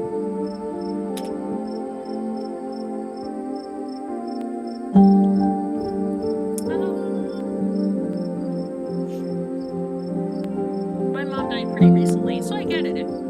It's alright if you ever need to talk about things. Oh, thanks, Fuzzy. That's really sweet of you. How are you holding up? I was glad to see her go. Oh my. I'm okay, hanging in there. It was a long time coming, so it wasn't a surprise. I'd kind of come to terms with it by the time it actually happened, and it's not all bad. She doesn't have to live in pain anymore. That's a relief. The hospital bills are another story, though. Can't imagine how bad it must be. It's just salt in the wound at that point. My stars, what was that? It's showtime.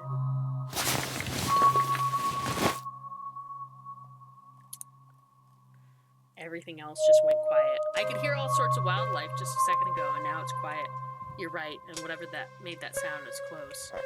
Here, watch Gretchen for a moment while I check this out. You and Stella inch towards the tree line, and she shines her flashlight into the woods. Do stay close, Fuzzy. I wouldn't want any harm to do stay close, Fuzzy. I wouldn't want any harm to befall you. I was thinking, that's weird of Stella to say that. I see it. It's sweet and kind. A bed of flowers, a nice wind, a gentle gardener.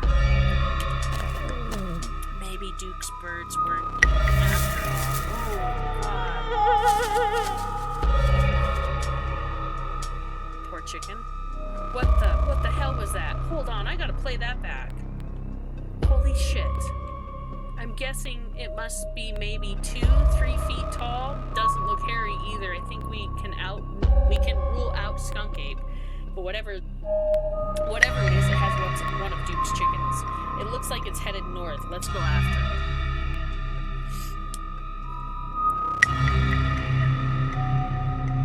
Right behind you. You follow Stella as she sprints into the unknown, Gretchen excitedly pulling you along by her leash. Oh no. Stella!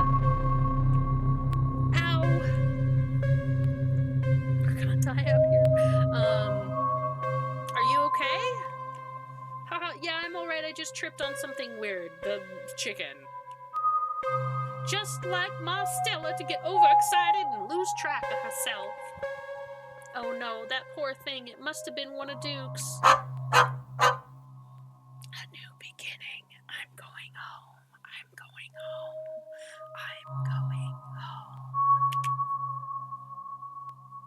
Oh, Jesus, it's still alive. I guess we have to roll the camera.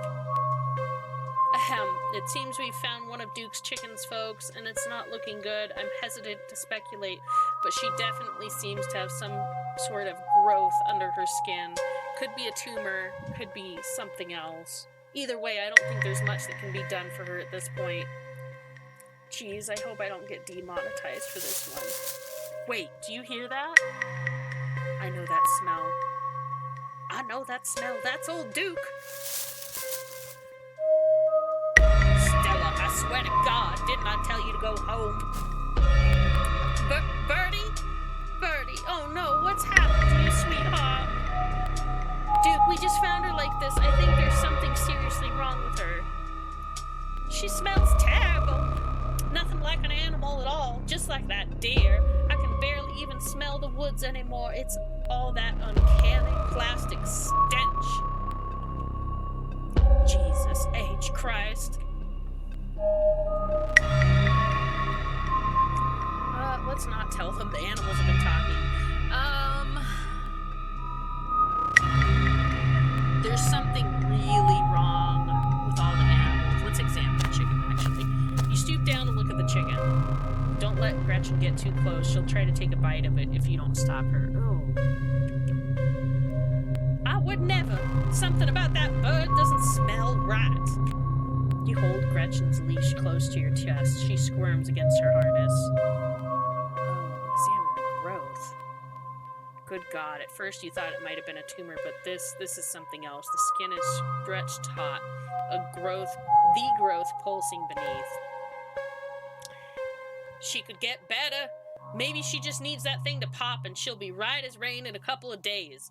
Happened to me once. There's not much as a scar these days. I don't know, it kind of looks like there's something in there. It smells like it should be buried somewhere. My senses scream out that this is an abomination. Oh, Stella, please don't get too close. Can you hear the birth that dwells within me? Can you hear the way it roars and thunders? Looking more closely at the growth, you think you can see something squirming inside. Oh. Examine the head. His poor little chicken eyes look up at you, glazed over, but still rolling around in their sockets with unfortunate life. Can't hide from me. I can see you. I smell you. Sick creature. Examine its wing. The wing is barely still attached. Oh, that seems the least of this chicken's concerns. The old becomes the new. I've never flown, but now I soar. Whatever got a hold of her busted her wing up. Too, little bastard. Yeah, what a bastard. Having investigated to your heart's content, you step back and give the bird space. There is really something wrong with all the animals we've seen tonight. What a horrid thing to witness. It's like they've all gone mad. If this happens to me, I wouldn't want to live like that. No goddamn shit. It's some sort of plague. It better not be contagious.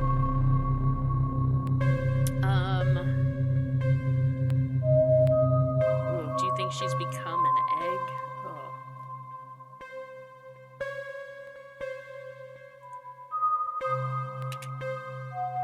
Like one of those things is gonna pop out of her? Yeah, kind of like the Alien movie. What a horrid thought! No, I refuse to entertain that notion. She ain't some kind of incubator.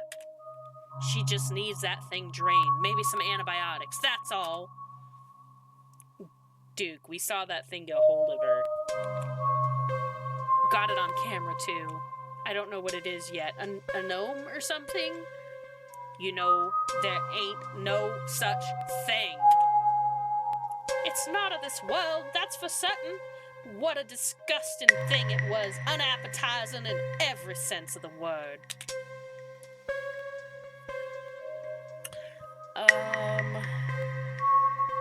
Duke, I don't think it's mountain lions that's been getting at your chickens. Yeah, no shit. In all my years, I've never seen anything like this. As you, Duke, and Stella take stock of the situation, a sound begins to wrap around you, gently at first, barely a whisper. But then a guttural moan, and then another, until you find yourself surrounded by a chorus of groaning misery. There's something out there all around us. I can smell it. There's so many of them.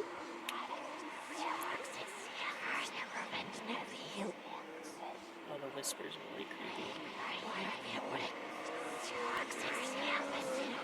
Hey, do you guys hear that? Yeah, I hear that.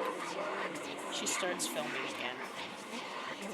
Come on, Birdie, let's get you home. As Duke scoops up the injured Birdie, the voices in the trees intensify. It's like you're all suddenly surrounded. The strange sounds coming closer, growing louder. Oh. What the hell is that? The garden has come to mend and nurture. Let me blossom and sprout. Let me be God. You feel the tightening on the leash pulling at you from behind. Don't you step another foot closer or I'll shoot. Don't think I won't. The man hesitates and the thing steps forward, fixing what seems to be its eyes on Birdie tucked under Duke's arm. Stella, there's another one. The leash is drawn fully taut, and then there is a sudden looseness. Oh no, not Gretchen. You and Stella turn just in time to see another one of the creatures slipping out from the bush. Oh my god. What is going on in the land? As you glances back, everything seems to happen at once. A pattern of unnatural feet and then chaos. Oh no, not Gretchen.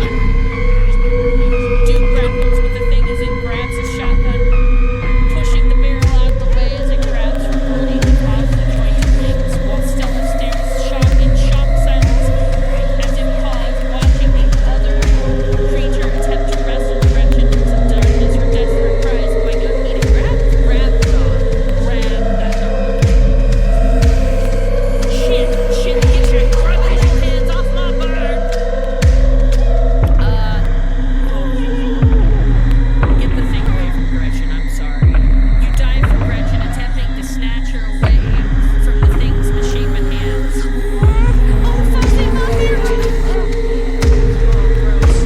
You manage to grab her, but the creature isn't deterred. It rears back on its hind legs, its mouth opening, whispered tones sliding out alongside something sharp and unnatural.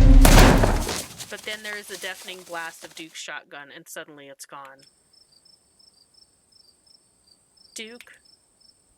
Blood! Blood, my heavens, I smell blood! Oh god.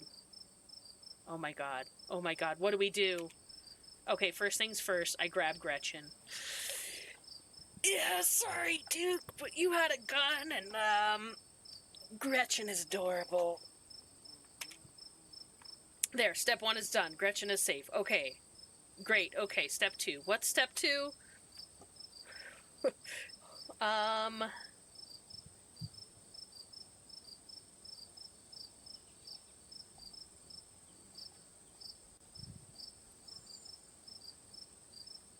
Hey, it's okay. Let's take some deep breaths and collect ourselves. What do you mean? I'm totally acting calm and rational. Now, step 2 is that we chase after those things to get as much footage as we can. Duke is dead, girl. It's the only way anyone will believe us about what happened. No. We owe it to Duke. Stella, you froze. If you go after those things and you pull that again. Are you nuts? A man is dead, Stella. Yeah, you're right. Let's head back and call the police. My phone should get reception once we're back at the main road. I don't want to go back after those things. Oh, God. Ugh. As you and Stella quickly make your way through the woods, the unearthly whispers of creatures unknown once again surround you. You say nothing, continuing forward with grim determination. Oh, God, they're everywhere. We're almost there. You and Stella reach the main road and the whispers fade back into the sounds of nature. It sounds like they've stopped following us. I certainly can't smell that stench anymore. I should get reception now that we're back on the main road. Let me find my phone so I can call the sheriff. You feel a buzz in your pocket. 6 missed calls from Tabitha. Where the hell did you go? Where are you? And 13 text messages.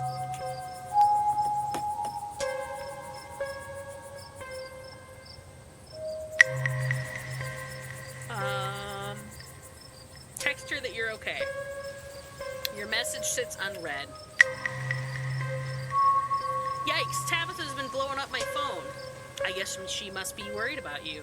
But first things first, let's call the police. Stella pulls out her phone and dials. Hello, Earl? It's Stella Richmond. I'm up the mountain on Asgina Trail. Duke is dead, Earl. Shotgun. It happened right in front of us. There's something in the woods. Okay, yeah. Yeah, I think we're okay, but hurry. Jesus, Earl, who's gonna tell Bo? I guess now we wait.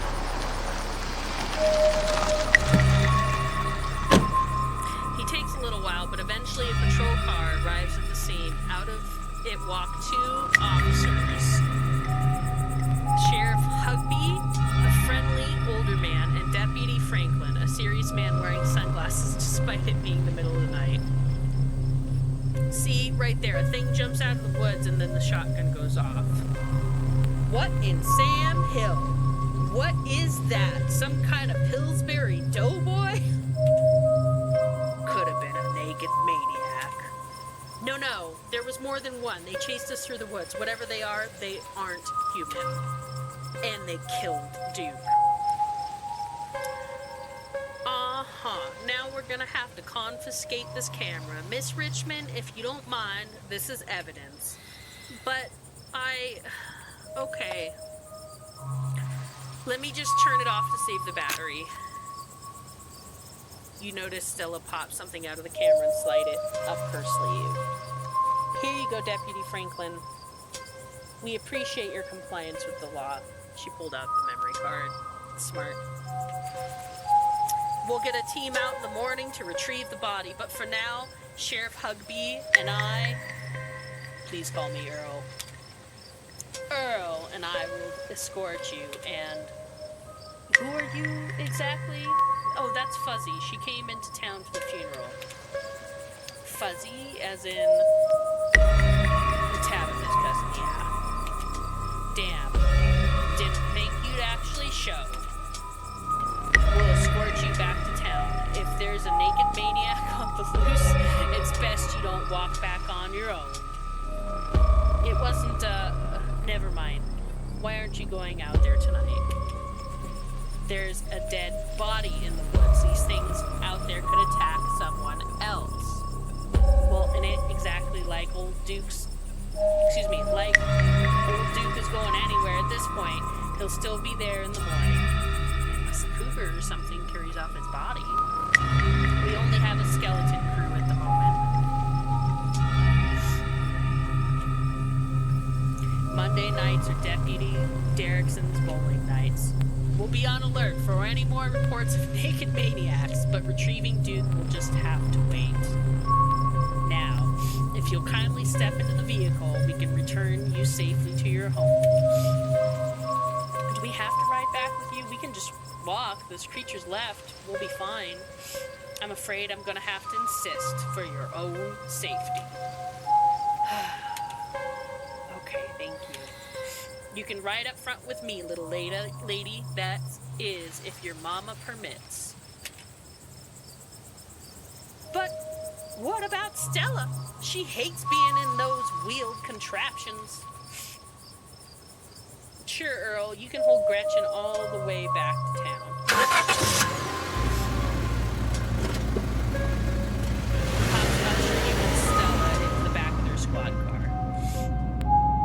You're just the cutest thing, Miss Gretchen. Yes, you are. Sheriff Hugby pats Gretchen on the head affectionately, but she remains wholly focused on Stella, a worried look stretched across her little pug face as Hugby scratches behind her ears. Stella is quiet and stiff next to you, back rigid as she stares out the window, jaw clenched. Oh, my poor Stella, neither one of us much likes these awful metal beasts. If only I was able to comfort her, confound this old man reeks of coffee for keeping us apart. Hey, Stella, you good? She doesn't respond. Plays a hand on her shoulder. Oh, she jumps, but you can feel some of her tension ease and hear her let out a self-soothing sigh.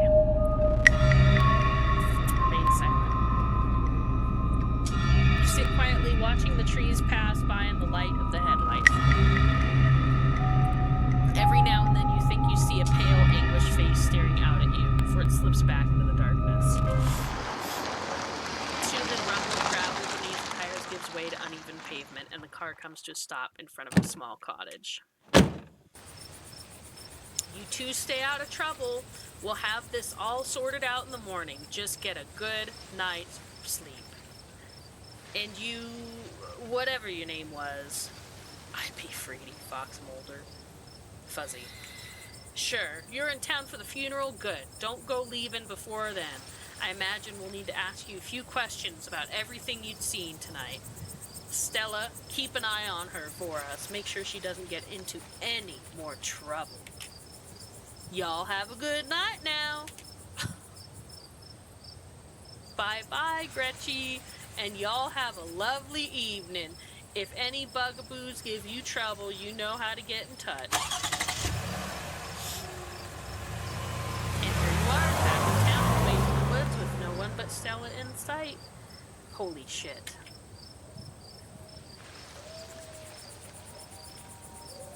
I hope you don't mind me asking, but why on earth did you want to walk home? That's a fair question. I've had some bad experiences with cars. I don't know how to drive them. I don't like getting into them unless it's literally a question of life or death. Which I guess tonight was. Sorry if I weirded you out. God, what a night. They seemed a little blasé about everything. About a man's death. I can't believe they're waiting till morning to even start looking for him. Who knows what those things are doing to his body right now. I believe they are well-intentioned, if over their heads. And what's worse is I think they implied that you're a suspect even after we showed them all of that footage. They have to pin it on somebody. They're cops. It's their whole job to pin on somebody. So of course they pick the out-of-towner. Here's hoping the footage clears my name. Yeah, no kidding. But it's okay. I'm not going to let anything bad happen to you. Nor will I, though I have a little understanding of police work. I was there. I filmed the whole thing. At the very least, it'll never hold up in court. And it won't get to that point either, because we're gonna do a little investigating of our own. We've got to find more of those things. If we can get clearer footage, or better yet, trap one of them, there's no way they could blame you for what happened. The library doesn't open for a while, but I've read every book on cryptids they have and never come across anything like this. There is someone in town who might have some useful information. My friend's mom. Her place isn't far. We should head over there now before it gets any later.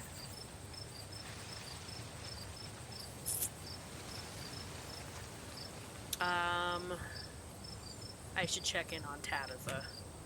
My friend's place is on the way back, and stopping by shouldn't take long. You sure you don't want to stop in first? I know I wouldn't want to head up that mountain road by myself after everything that's happened. Yeah, she's not wrong.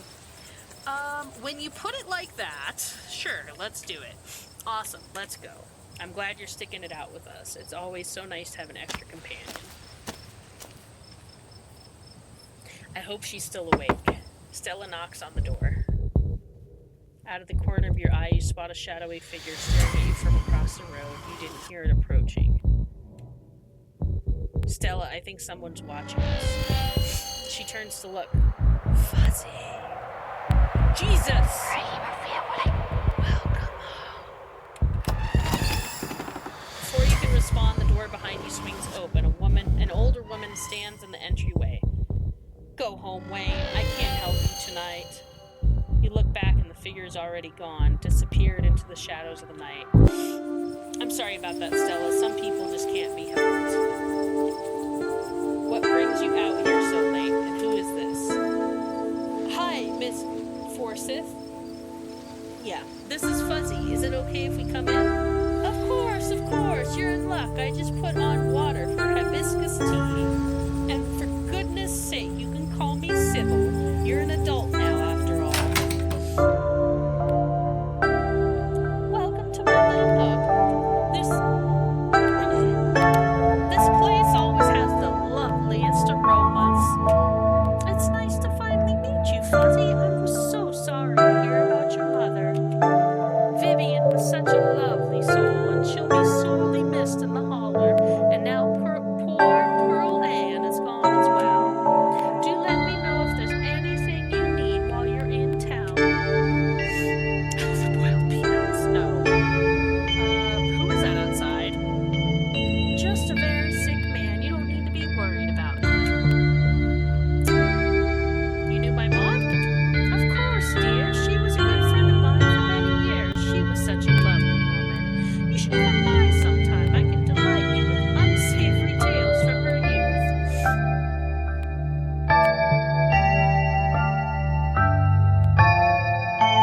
How did you know she died? Oh, Pearl Ann was a chatty woman. Not much went on that I wouldn't get an earful of. Bless her heart. We need your help. Yes, I suppose pleasantries can wait for another time.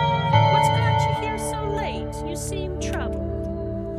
You know that weird stuff, right? Unexplainable stuff? Go on. Duke was killed tonight by something in the woods. Oh my lord. Have you contacted the police? Yes, and they didn't take it very seriously. They're not even looking for the body until tomorrow. Those things are out there. I don't even know how to describe them. Here, I can show you. Stella pulls out the card she swiped from her camera and pops it into her phone. I wasn't about to just let the police get a hold of this. At least not while we had the chance to make a copy. Smooth. The cops won't know what to do with the footage anyway. Imagine if they accidentally erased it. Exactly. I'll give it to them if they ask again, but for now we can examine the footage for ourselves. Where was this? Up the mountain to the northwest. Within the town limits? Yes. I see. Is there a way to make the video bigger and louder if you can? I need to plug the memory card into a computer. I could go back and get mine. No need. Kanika should still be awake. She can lend us hers. Kanika? Excuse me. Kanika? Are we seeing Kanika? You better come with me, Stella. I'm sure she'll be more than willing to help a friend and her nosy mother. Kanika's door is covered with stickers, their edges frayed from recent but failed attempts to remove them. This is a childhood room with someone was unhappy to return to. Kanika, come on out. We could use a little help. What, Mom? Oh, hey, Stella. And Gretchen, who's a good potato? Kanika, is it me? Am I the good potato? I must certainly hope I am. And the stranger. What are you doing in my house? Hi, I'm Fuzzy. Tabitha's cousin. Oh, great. Sweetie, we were wondering if we could borrow your laptop. Stella and her friend have a video to show us. It is really important, Kanika. Okay. My room's a mess. I'll just bring it out there. Heads up, Kanika, this is graphic. Duke got killed out in the woods tonight. It's on the recording. Wait, are you serious? Duke's dead? Silence washes over the room as the video plays. Stella, what the hell is this?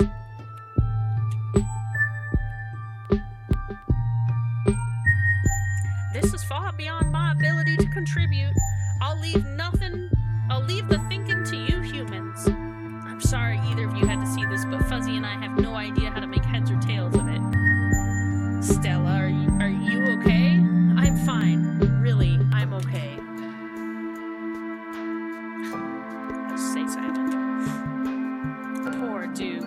Poor Bo. Has anyone told him yet?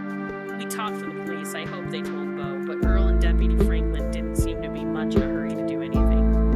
I'll call him later tonight. But for now, we have something far more serious to discuss. Getting my voices mixed up.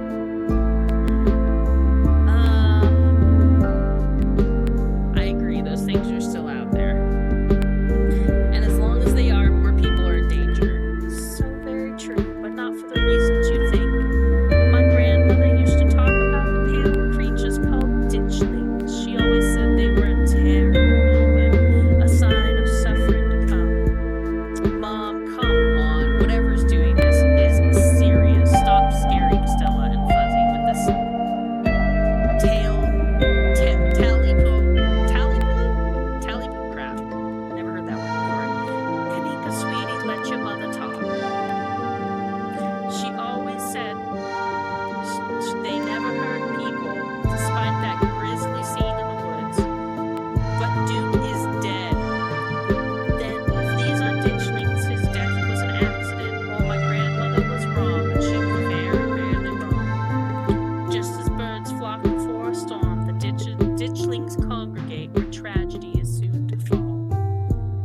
Jesus, Mom. Haven't they already been through enough? It's okay, Kanika. This is helpful.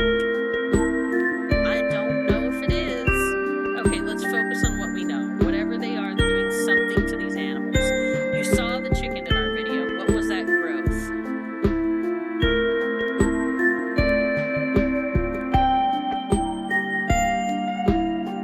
All the infected animals. I saw something living in that chicken, squirming around. I wonder if we're seeing some sort of parasitic larval stage, like they're really big doughy wasps or something. Honestly, it could be worse than them being supernatural. Oh dear, I'd forgotten entirely about the tea I put on. Let me fix you up a couple of cups. It'll help soothe your nerves. I don't know, it's getting late, and I should let Fuzzy get some rest. I ran her ragged today with all the hiking and running around through the woods in terror.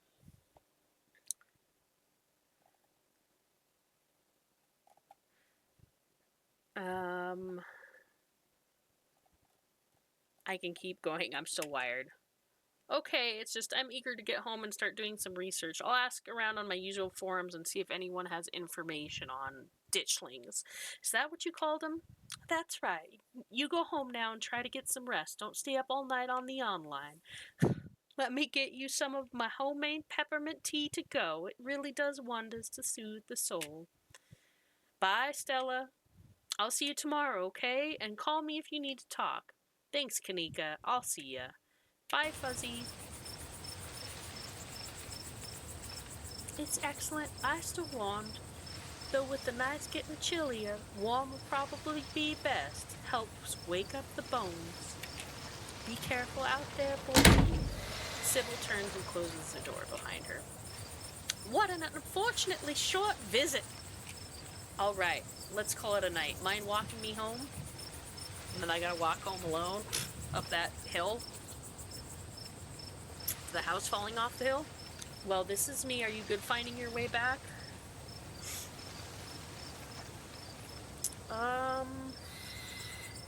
Nervously look at the dark road behind you.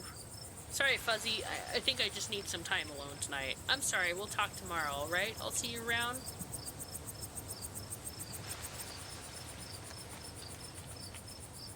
Yeah, we're in this together.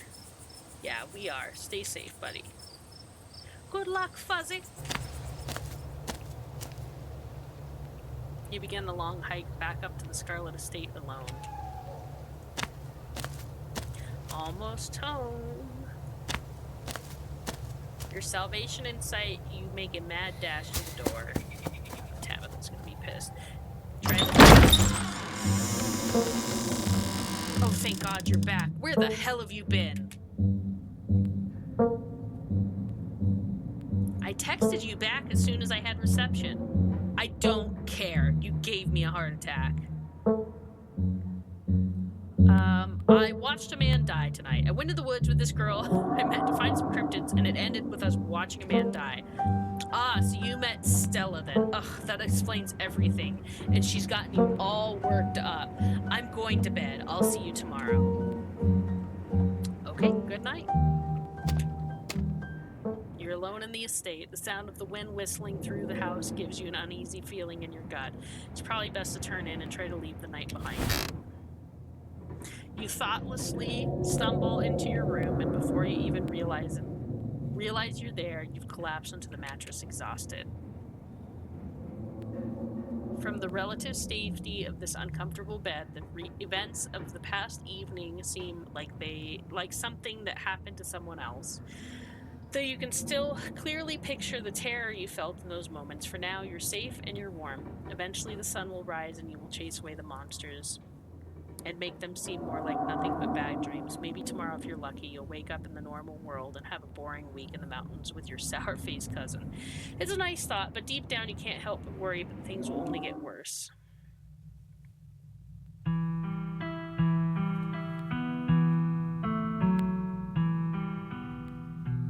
Good night, Dustin. Oh, the things in the woods.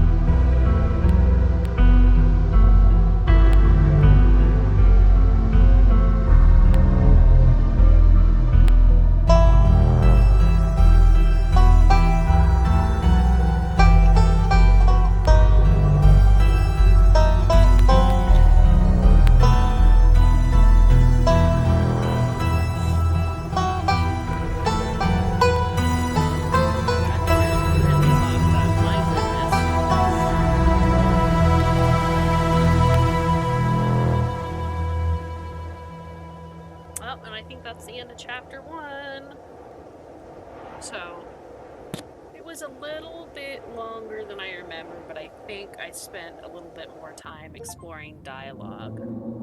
Episode 2 awaits, so gonna go ahead. Oh my gosh, the last time I played was March 11th, 2022. And I think that was the end of chapter 3, so... but anyway, thank you for joining and getting to see this game. It does get really interesting. This first chapter is, of course, the build-up. So next time I think I will do some streaming and record chapter 2. But have a good night. Bye!